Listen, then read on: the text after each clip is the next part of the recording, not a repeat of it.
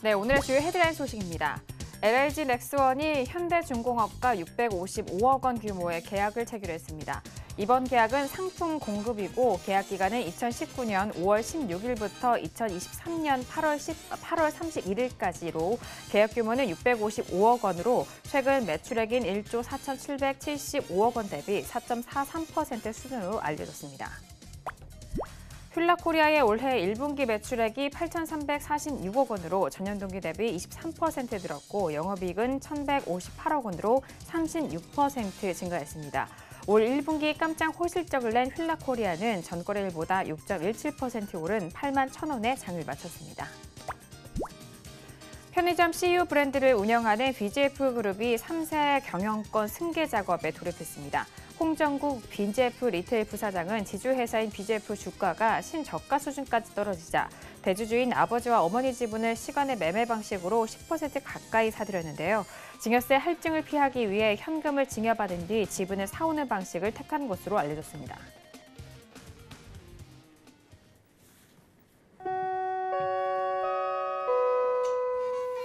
네, 안녕하세요. 평택전문 정석투자 김은혜입니다. 간밤 뉴욕 증시는 트럼프 대통령이 수입차 관세 결정을 연기하겠다라는 소식 속에서 3대 지수 모두 상승으로 반등에 성공한 상황입니다. 자, 오늘 우리 증시 장 초반에는 강세 흐름으로 시작이 됐습니다만 결국에는 하락으로 마무리가 됐는데요.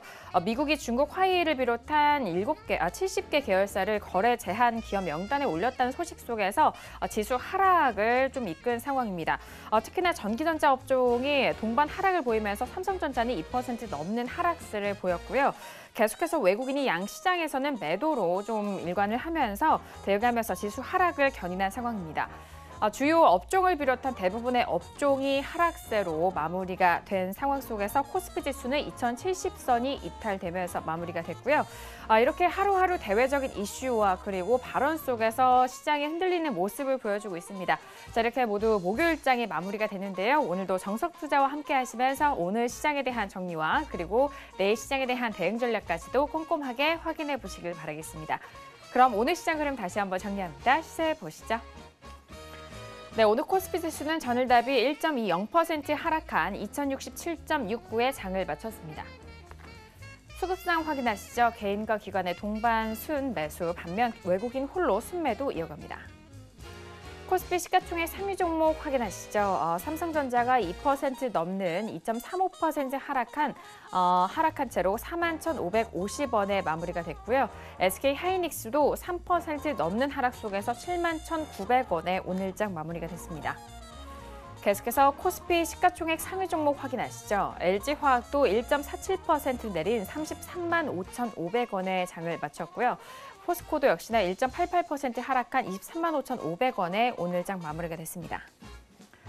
오늘 코스닥 지수는 전일 대비 1.65% 하락한 717.59에 장을 마쳤습니다. 수급상 확인하시죠. 개인 홀로 순매수, 반면 기관과 외국인은 동반 순매도 이어갑니다. 코스닥 시가총액 상위 종목 확인합니다. 셀트리온 헬스케어는 약보 합권 마감으로 68,300원에 마무리가 됐고요. 헬릭스미스는 6% 넘는 급락 속에서 224,300원에 오늘장 마무리가 됐습니다. 계속해서 코스닥 시가총액 상위 종목 확인합니다. 메리톡스는 2% 가까운 상승으로 시장에서 선전을 보여주면서 52만 6천원에 마무리가 됐고요. 셀트리온 제약도 역시나 약보 합권 마감 속에서 54,100원에 오늘장 마무리가 됐습니다.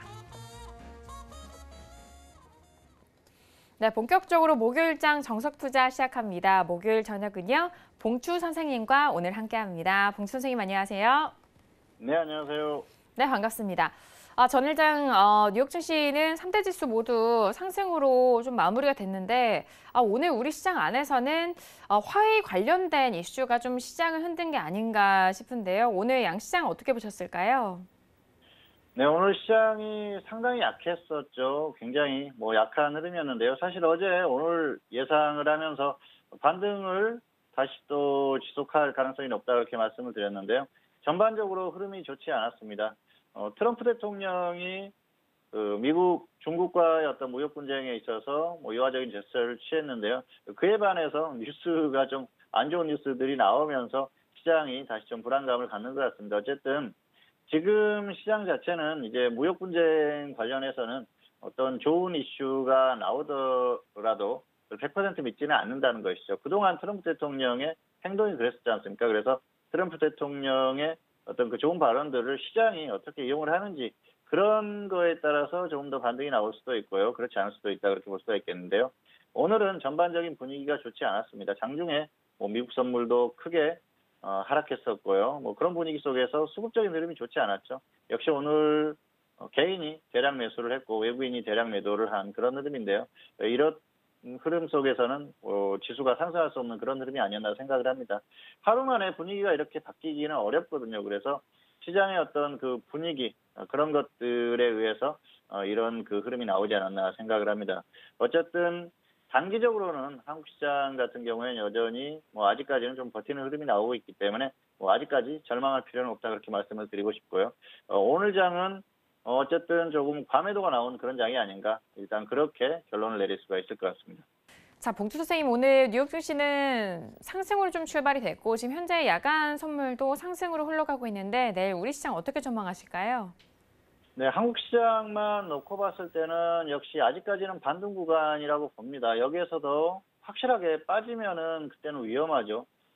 코스피 지수가 2050선이 무너지면은 좀 위험한 상황이 된다. 그때는 속도가 조금 빨라질 수도 있고요. 더 크게 이제 반등 가능성보다는 그냥 빠질 가능성이 높다 그렇게 보고 있습니다. 현재 상태는 작년 10월의 흐름과 비슷하다 볼 수가 있겠는데요. 작년 10월 같은 경우에도 10월 중순에 반등이 나와야 될 그 구간에서 그냥 빠져버렸거든요. 그래서 그때도 상당히 과매도다 생각을 했는데요.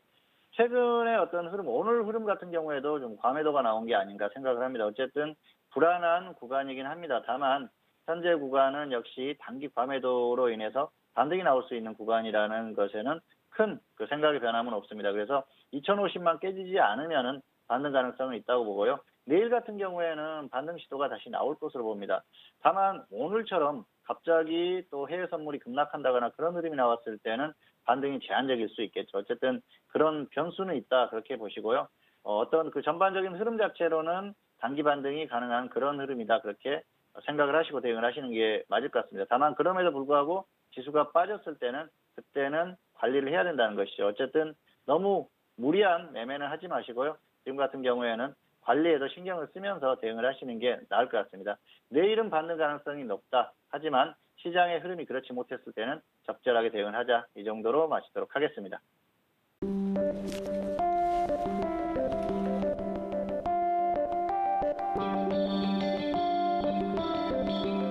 글로벌 경제 채널 서울경제TV